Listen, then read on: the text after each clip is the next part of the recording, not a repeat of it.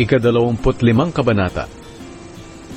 Halimbawa, may pinagtalunan ang dalawang tao at dinala nila ang kanilang kaso sa korte at idineklara ng mga hukom kung sino sa kanila ang may kasalanan at walang kasalanan.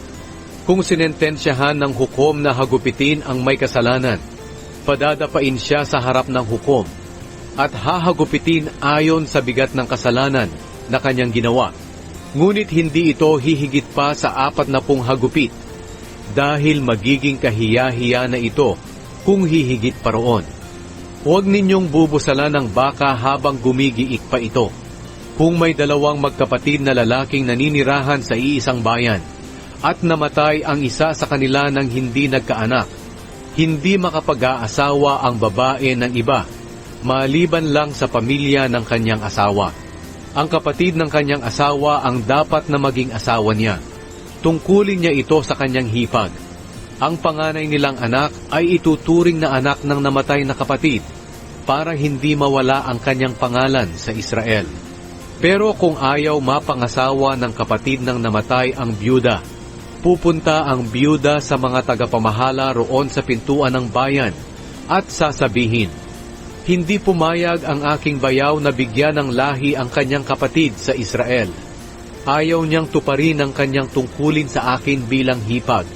At ipapatawag siya ng mga tagapamahala ng bayan at makikipag-usap sila sa kanya. Kung talagang ayaw pa rin niyang pakasalan ng byuda, lalapitan siya ng byuda sa harap ng mga tagapamahala at kukunin niya ang sandalyas ng kanyang hipag at duduraan niya sa mukha at sasabihin, "Ganyan ang gagawin sa lalaking hindi pumapayag na bigyan ng lahi ang kanyang kapatid na namatay." Ang pamilya ng taong ito ay tatawagin sa Israel na pamilya ng taong kinuhanan ng sandalyas. Kung may dalawang lalaking nag-aaway at lumapit ang asawa ng isa para tumulong sa kanyang asawa sa pamamagitan ng pagdakot sa ari ng kalaban, kailangang putulin ang kamay ng babae ng walang awa. Huwag kayong mandaraya sa inyong pagtimbang at pagtakad.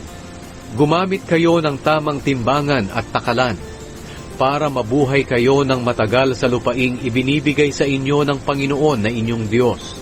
Sapagkat kasuklam-suklam sa Panginoon na inyong Diyos ang taong mandaraya. Alalahanin ninyo ang ginawa ng mga Amalekita sa inyo nang lumabas kayo sa Ehipto. Sinalakay nila kayo noong pagod na kayo, at pinagpapatay nila ang inyong mga kasama na nasa hulihan.